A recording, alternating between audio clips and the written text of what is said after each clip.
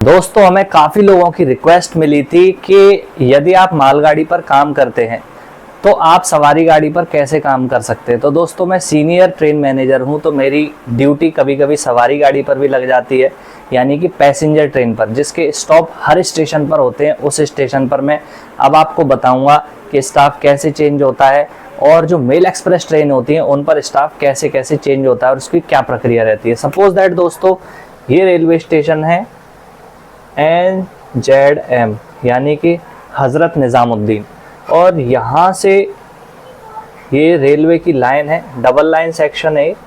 यहाँ से double line बना लेते हैं।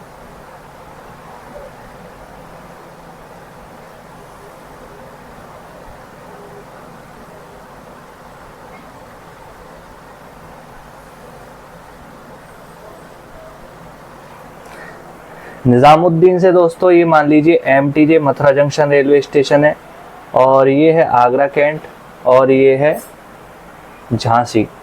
तो दोस्तों, जो मेल एक्सप्रेस वाले ट्रेन मैनेजर होते हैं, अब मैं आपको बता रहा हूँ कि मेल एक्सप्रेस की वर्किंग कैसे होती है और उसका स्टाफ कितने डिस्टेंस पर जाकर चेंज होता है, और मेल एक्सप्रेस में काफ़ी ज़्यादा अदर स्टाफ भी अवेलेबल रहता है। तो ये निज़ामुद्दीन रेलवे स्टेशन है। यहाँ से मान लीजिए कोई ट्रेन चली अप डायरेक्शन में, ये अप वाली ट्रेन यहाँ से चली, उसका मान लीजिए मथुरा स्टॉप है या नहीं है, फिर आगरा कैंट स्टॉप है तो रुकेगी, नहीं है तो यहाँ से बिना रुके निकल जाएगी।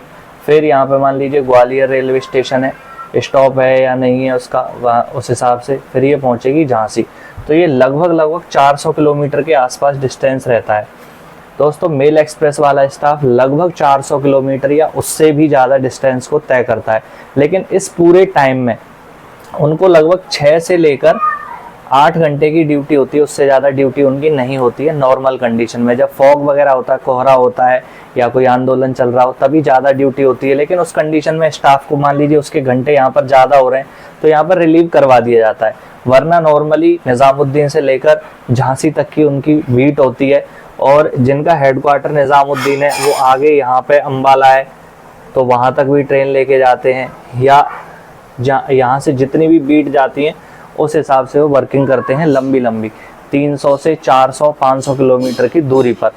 इसमें दोस्तों ट्रेन में RPF स्टाफ भी रहता है, ट्रेन के अंदर RPF स्टाफ भी रहता है, साथ में TTE या जिन्हें हम CTI बोलते हैं, TT से सीनियर होते हैं CTI, डिप्टी CTI, ये भी रहते हैं। ये भी इसी तरह से 400-500 किलोमीटर बाद चेंज होते हैं। इसमें दोस्तों 2 स्टाफ ऐसे हैं जो बिल्कुल चेंज नहीं होते हैं, जो यहाँ से ट्रेन चलेगी और जहाँ तक ट्रेन जाएगी, चाहे 2000 किलोमीटर हो चाहे 3000 किलोमीटर हो, वहाँ तक वो स्टाफ जाता है। तो ट्रेन में आपने देखा होगा एक स्टाफ होता है पेंट्री वाला, पेंट्री स्टाफ शुरू से लेकर एंड तक जाता है, और दूसरा स्टाफ होता है दोस्तों जो AC में जो आपके बेडशीट वगैरह को चेंज करते हैं, और उन्हें बोलते हैं ऑन बोर्ड हाउसिंग स्टाफ, जो बेडशीट वगैरह को चेंज करते हैं या साफ़ सफाई करते हैं ट्रेन में, या फिर जो AC वगैरह हैं उनको मेंटेन करके रखते हैं। इलेक्ट्रिकल स्टाफ होता है, वो पूरा स्टाफ शुरू से लेके एंड तक, यानी कि अगर एर्नाकुलम की ट्रेन है तो निज़ामुद्दीन से लेके एर्नाकुलम तक वो स्टाफ जाएगा और वहाँ से उस ट्रेन को लेकर वापस आएगा।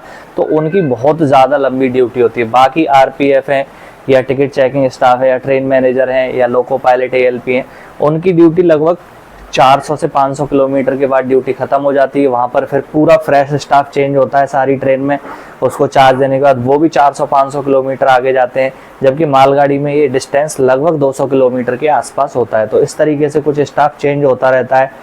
फिर दोस्तों, जैसे मान लीजिए कोई झांसी का स्टाफ है जो यहाँ से ट्रेन में चढ़ा और झांसी जाके उतरा, यहाँ पर इसको 16 घंटे का रेस्ट मिल जाएगा। सपोज दैट कोई झांसी का स्टाफ यहाँ से बैठा और निज़ामुद्दीन ट्रेन लेके आया, तो यहाँ पर दोस्तों इन्हें केवल 8 आवर्स का ही रेस्ट मिलेगा।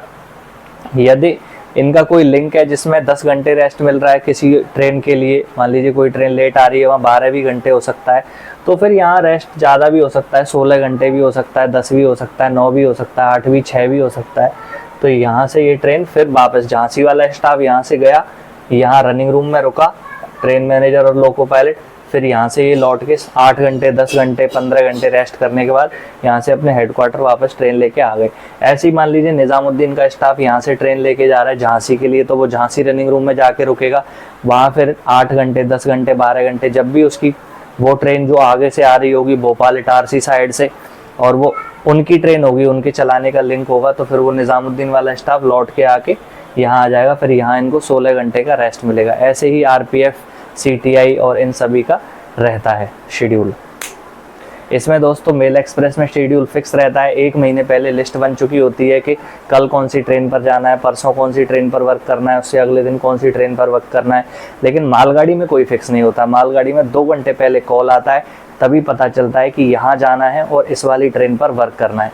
तो दोस्तों आप समझ गए होंगे ट्रेन मैनेजर, लोको पायलट और एएलपी की ड्यूटी कैसी रहती है। जय हिंद, जय भारत, जय इंडियन रेलवेज।